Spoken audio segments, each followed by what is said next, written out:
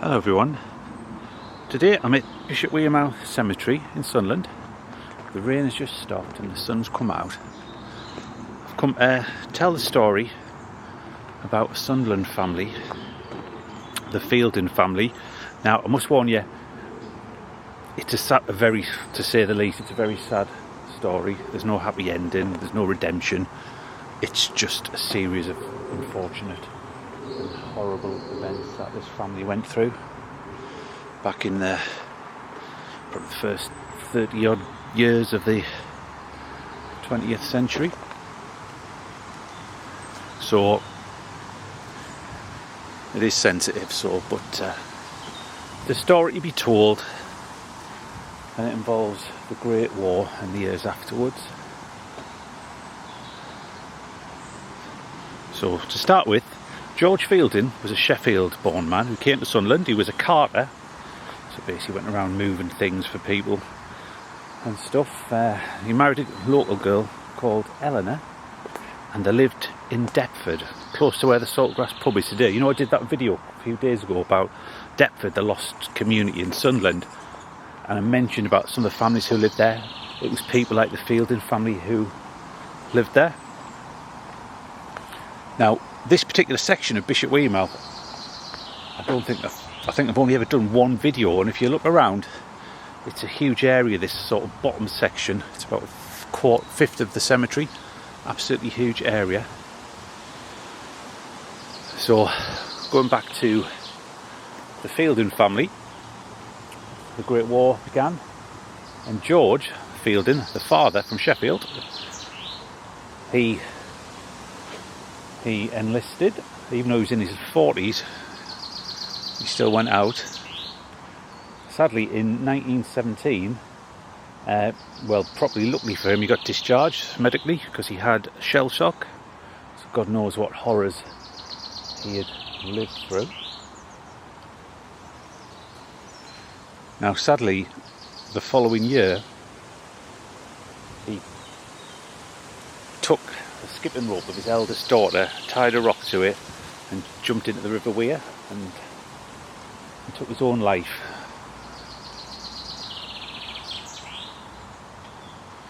That was in June 1918 that he took that. So Eleanor lost a beloved husband. At some stage, erected a fine memorial for George, which we're going to have a look at now. Hopefully the rain doesn't come along, but as we're going there, I just wanted to show you, there's this, as we were talking about the war, this sort of small Commonwealth Graves headstone section. It's not the main one, that's over near the Southern Chapel over there, but this one is a beautiful little spot. I don't think many people know it's down here, and there's loads of men like George who sadly died while in service. We've got all sorts here: Merchant Royal Field Artillery, East Yorkshire Regiment, Durham Light Infantry. So just to show where you are, we're at the very eastern section of Bishop Wearmouth Cemetery. So let's go and have a look at the memorial that Eleanor erected for George. Now, it's absolutely beautiful. To this day, I've still got no idea how she afforded this. Bear in mind, she was a widow. Her husband was only a private, and I say only, I just mean like in terms of rank, so I wouldn't have had a large income, and obviously with him suffering shell shock, money probably would have been tight. I'm glad the sun's come out. I've just been absolutely bucketing down, like.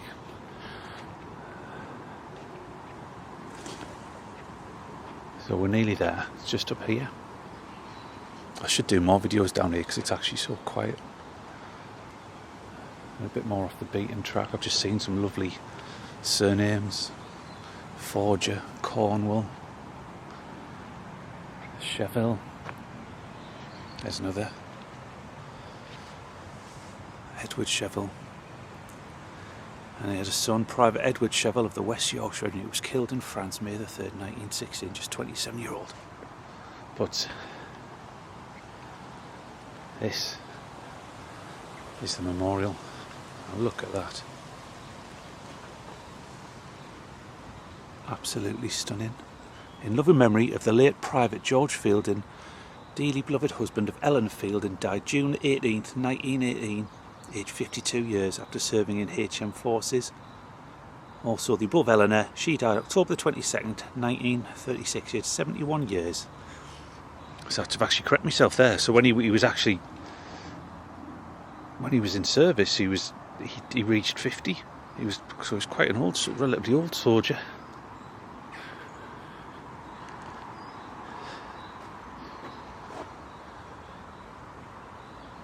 Beautiful monument.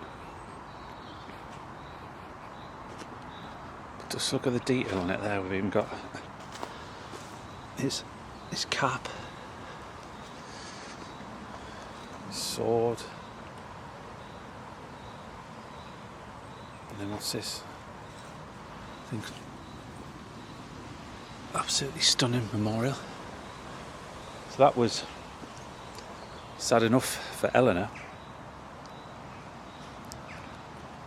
One of her sons had the same name as her husband, George Fielding. He was out in the war as well. He enlisted and he served out in the Dardanelles, but he got medically discharged as well. He had acute kidney disease and he'd had a lot of trauma from the war. So the family, George and Ella, had lived at 7 Hillfield. Later the son would live at number 8 at Hillfield.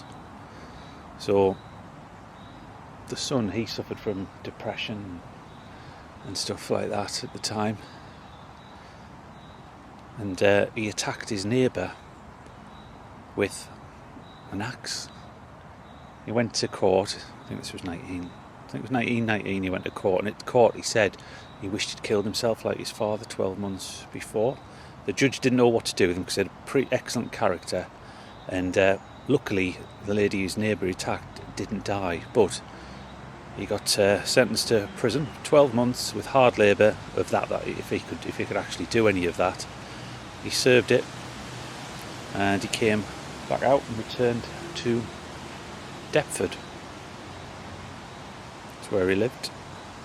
But in I think it was 1929, it was 1929, he did exactly the same thing as his father. He went to the weir and he drowned himself.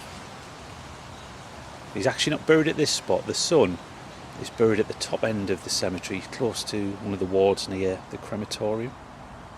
So poor Eleanor, she'd lost her husband and his son, both to the effects of the Great War. Because if you think about it, there was thousands of Sunderland men served as merchant seamen, as soldiers, as some even in the early Air Force. I was at the Royal Flying Corps at the time, or in the Navy. And obviously when the war ended, or when they were discharged, they had to come back to deal with life after what they'd actually seen and witnessed. But there's one thing I haven't mentioned as well. In 1928, there was a daughter called Roseanne Fielding. Sadly, she was a widow because her husband, Willie, had passed away and left her as a single mother with 3 children. Eleanor went to visit her one day at Wellington Lane, which is where I was on that's next to that school I showed on the old video the other day down in Deptford. And she was on the sofa and she told her mother that she'd taken poison. And the reason for that was because she wanted to be with her beloved husband, Willie, who passed away. So sadly she died as well. So Eleanor had lost a husband, a son and a daughter, both to taking their own lives.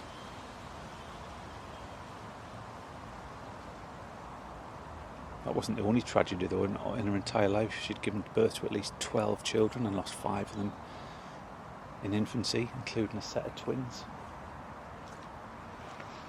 So just shows you what some people went through. Well, people still do it today, but sad story, but worthwhile telling. And that's what I meant about a place like Deptford, a lost community. All these people live down there. There's no trace of them. But if you have a look at it again, how did she afford this? There's another fine monument here for another son of somebody else who died in the war, and that's got like a beret on it, a cap. But these aren't common. I did that video last week of James William Rutherford, which has got a fine monument, but most people wouldn't have got a mention. I'm just stood here, and I can actually see like this. Where's that? There's an Edward Irving Lee, grandson of the above, who was killed in France, 20th of April 1916, aged 21 years. Some lovely stones down here in this particular section. I will come back and do a video of just a walk around it. Surnames there, Macbeth. Another war-related thing just over here as well. There's members of the Scrafton family, and then there's also a Gertrude Pretoria, grandchild of the above, who died March the 1st, 1901, aged 1 year. So probably Pretoria. She was probably given that middle name just because she was born when the Boer War was on.